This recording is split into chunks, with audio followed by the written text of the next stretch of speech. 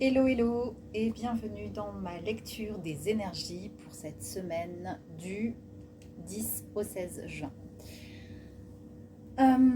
J'ai déjà commencé à tirer quelques cartes, j'en rajouterai si besoin, et puis j'ai gardé mes arcanes majeures du tarot de Marseille d'Alejandro Jodorowsky pour la fin. J'ai pris la version miniature, c'est beaucoup trop chou. Et c'était plus léger à emporter en voyage.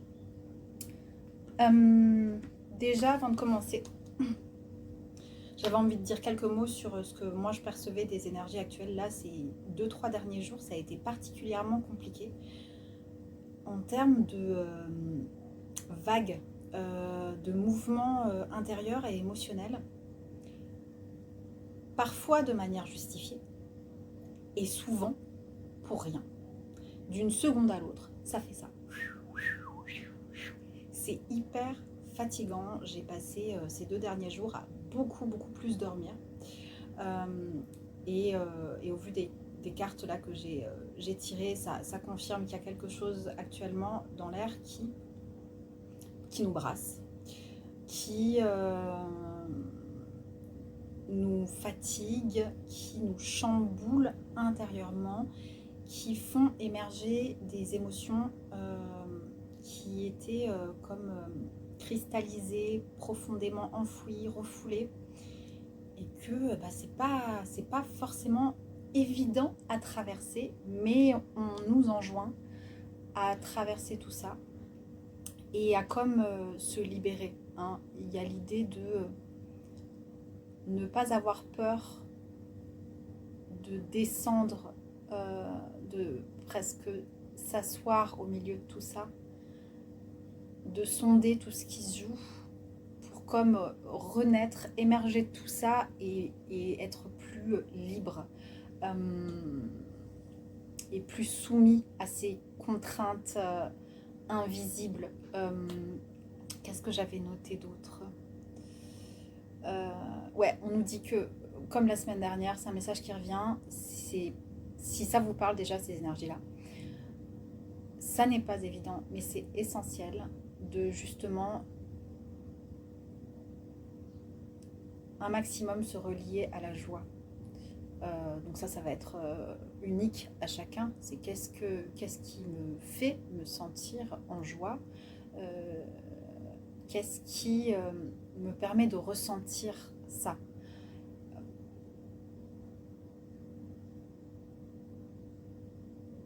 Encore une fois, il ne s'agit pas d'être dans une forme de fuite, c'est toujours la subtilité, et puis c'est toujours, attention, différence joie et plaisir qui peuvent devenir addictifs, toxiques, malsains.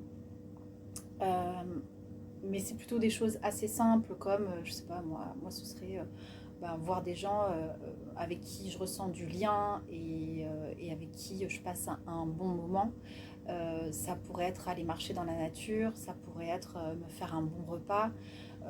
Ce que je fais beaucoup du coup depuis ce week-end, plus que d'ordinaire, c'est aussi euh, faire la liste des choses pour lesquelles je ressens de la gratitude, et de ce qui est abondant dans ma vie. Parce qu'il y a comme des choses qui sont assez pesantes et qui peuvent amener à ressasser ce qui ne va pas, avoir un angle de vision assez pessimiste. Et on nous dit justement, ouais, attention aux projections un peu trop catastrophistes, un peu trop pessimistes sur ce que je disais déjà la semaine dernière, sur finalement des choses qu'on a, presque qu'on reconnaîtrait, qu'on identifierait comme quelque chose de similaire à ce qu'on a déjà vécu et qu'on calquerait un peu. C'est pas pareil et en tout cas, on a moyen de changer la donne. Donc attention à une tendance à peut-être tout voir en noir et à se laisser embarquer par ces énergies un peu délétères. Ça demande du courage et de l'énergie, hein. Donc l'idée c'est aussi de ben, trouver des temps pour se régénérer, pour revenir à soi, pour faire ce dont on a besoin pour restaurer son énergie, et puis, euh, et puis aussi faire ce qu'il faut pour remplir sa jauge de joie, d'énergie, de bien-être, pour traverser au mieux tout ce qui pourrait se jouer actuellement dans vos vies. Parce que ce qu'on nous demande aussi, c'est... il y avait l'idée d'un appel à la lucidité.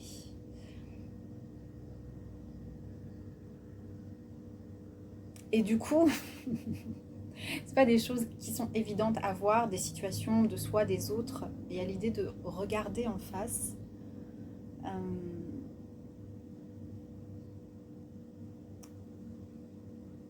Et d'y puiser les clés.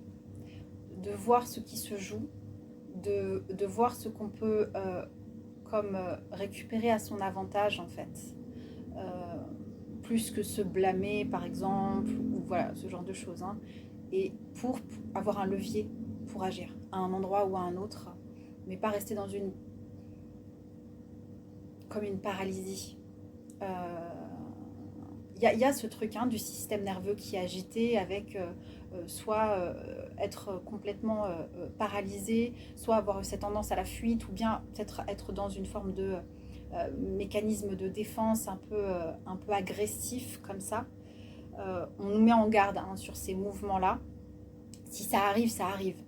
L'idée, c'est que ça, c'est le premier temps. Ok, bon, compassion, gentillesse avec soi-même. Je vois que j'ai réagi. Maintenant, comment je peux agir, en fait? Là, il y a quelque chose qui est touché. Là, il y a quelque chose qui se passe. Qu'est-ce qu'il y a dessous? Parce qu'on nous dit vraiment de voir au-delà encore des apparences. Ça, c'est un message qui revient beaucoup depuis ces 3 dernières semaines. Et d'aller... vraiment, ce que je disais plus tôt, sonder ces profondeurs obscures, presque occultes, dans son sens premier, ce qui est caché, pour ressortir plus libre. C'est vraiment le mot qui revient beaucoup. Voilà, donc voir clair, ça demandera quand même du courage parce que c'est pas des choses évidentes. Je crois que j'ai fait le tour.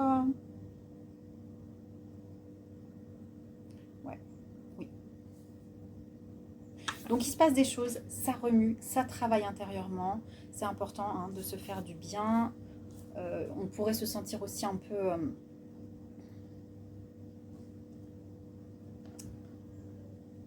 en perte de repère, avec une vision trouble, en tout cas qu'on n'arrive pas à projeter au loin, et ça peut générer beaucoup d'insécurité. Mais voilà, important de bien regarder justement, de ne pas jouer à l'autruche et de regarder qu'est-ce qui m'entrave. On voit bien que là, ce personnage finalement qui a, on ne saurait pas dire si elle a les yeux fermés ou ouverts, mais en tout cas, le bandeau qu'elle a sur les yeux, les liens qui sont autour de ses bras, de ses mains, ils n'existent pas. C'est vraiment un reflet, une projection. C'est en soi qu'il y a quelque chose qui se joue. Et avec le 5 de bâton, moi, à chaque fois, je vois cette vision de... Vous savez, un peu comme dans la vie. Il était une fois la vie. Ces petits personnages qui œuvrent à l'intérieur comme ça. Là, pour moi, il y a vraiment quelque chose qui se joue à un niveau microscopique, cellulaire. Des choses qui ont lieu à l'intérieur de nous et on ne comprend pas en fait ce qui se passe, mais on subit quelque chose et c'est important de ne pas être dans la fuite de ça. Voilà, on nous parle de... donc là, j'ai 2 cartes qui me disent il y a vraiment un truc qui est en train de... C'est pour ça que c'est important de ne pas calquer le passé sur ce qui est en train de se jouer parce que il y a quelque chose de différent. Ici, on nous parle, donc on a la carte... de l'arcane sans nom dans le tarot de Marseille, qui s'appelle parfois la mort, et qui, dans ce tarot du Light Seals, s'appelle Death or Rebirth, donc mort ou et renaissance. Et ça nous parle vraiment d'un cycle qui est à l'œuvre, et on ne sait pas. Ce personnage, il n'a pas de visage, il est le tout, il est le cosmos. Il y a l'idée de là, pour l'instant, on ne peut pas poser une définition sur ce qui se joue, sur ce qui est en train de se prendre, ce qui est en train de prendre forme, ce qui est en train de nous informer. Mais on est en train de nous informer de quelque chose. Il y a des informations subtiles qui s'imprègnent et qui viennent agiter tout notre système, tous nos systèmes intérieurs, tout notre système nerveux. Et ça, c'est transformateur.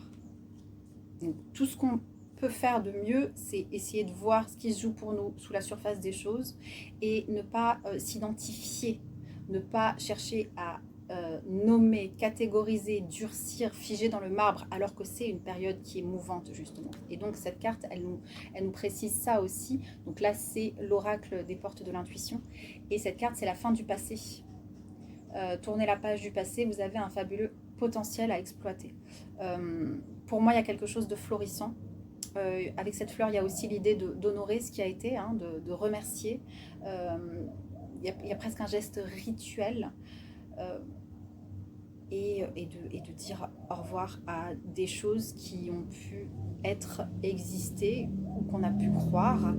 Et là, on ouvre les yeux et on constate en fait que c'était un mirage, une chimère, ou bien que ça n'a plus lieu d'être.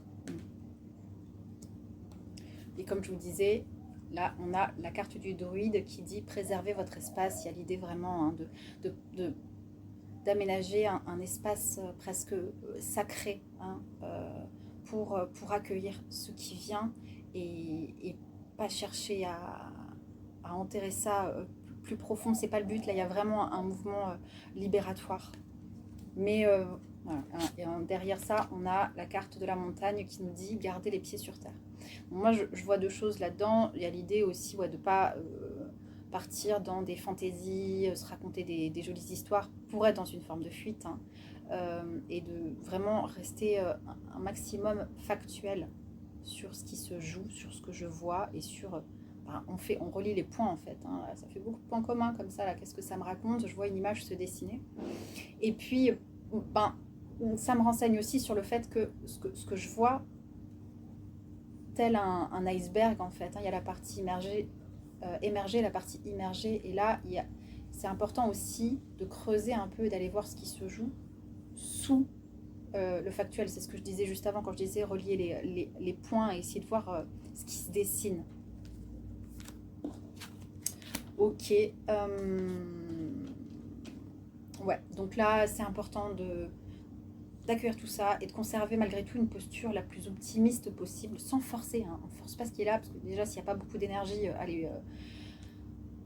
allez puiser un truc factice, forcé. Non, mais au moins de se relier aux belles choses, parce que c'est vrai que notre cerveau, de façon très pragmatique, hein, notre cerveau, il aura tendance à focaliser sur les choses comme ça, et quand on a ce filtre de ah bah tiens, je vais voir que du bleu, je vais voir que du bleu, là je vois que la merde, je vois que la merde. Et là il y a l'idée de bon ok, il y a ça, il y a ça, il y a ça, il y a ça, il y a ça, mais il y a quand même tout le reste du paysage, et ça c'est chouette, ça c'est chouette, ça c'est chouette. Là-dessus je peux rien faire, en tout cas pour l'instant j'ai pas d'éléments, là-dessus je peux peut-être agir, et donc voilà, rester en mouvement sans précipiter les choses, en se respectant. Et là, on va aller voir ce que ça nous dit avec mon mini tarot. C'est pas évident à battre, mais ok. Bon, ok. Ça confirme. Voilà. Donc je vais pas développer beaucoup plus, mais on a la carte. Ça me fait rire, c'est trop chaud. On a la carte de la papesse que je n'arrive pas à beaucoup mieux vous montrer. La papesse qui a plein de voiles, comme ça, qui tient un livre, qui est un peu le livre de la connaissance. Il y a l'idée pour moi de venir retirer les couches, retirer les voiles, plonger en profondeur à la connaissance de soi-même. Vraiment, c'est un temps d'introspection, c'est un temps pour ne pas solidifier les choses et rigidifier des certitudes. C'est plutôt un temps pour questionner, pour ouvrir, pour recevoir en fait de l'information et venir comme agrandir sa bibliothèque intérieure. Ouais, c'est vraiment un temps de réceptivité. Et on a à nouveau hein, la carte de... Là, c'est l'arcane sans nom pur et dur. Bon, bah, vous ne verrez rien. La lumière... Hein, bon, bref, vous croyez sur parole. Donc là, l'arcane sans nom, c'est vraiment un temps justement de labeur intérieur. On vient retourner la terre de l'inconscient. Il y a des choses qui se transforment et c'est important de participer à ce processus. ça fait partie d'un cycle en fait, hein, et rien ne sert de lutter à part s'épuiser davantage, à part drainer davantage nos ressources.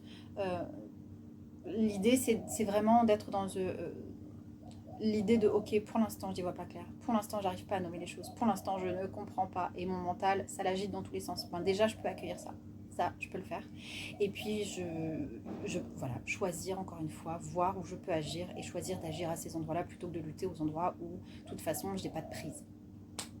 Voilà ce que j'avais à vous dire pour cette semaine. Du coup, j'espère que ça va se passer de la manière la plus fluide qui soit pour vous, pour accompagner cette transformation. J'ai l'impression qu'on se dit ça depuis 1 an, 2 ans, mais là, il y a vraiment quelque chose de... En ce moment, ça touche à du dur, ça touche à des parts blessées, ça touche à des parts sensibles. Donc voilà, je vous souhaite beaucoup de douceur avec vous-même, je vous souhaite accompagner tout ça pour que ça se passe avec le plus de fluidité possible. Et puis moi, je vous retrouve demain, jeudi et vendredi. Bye.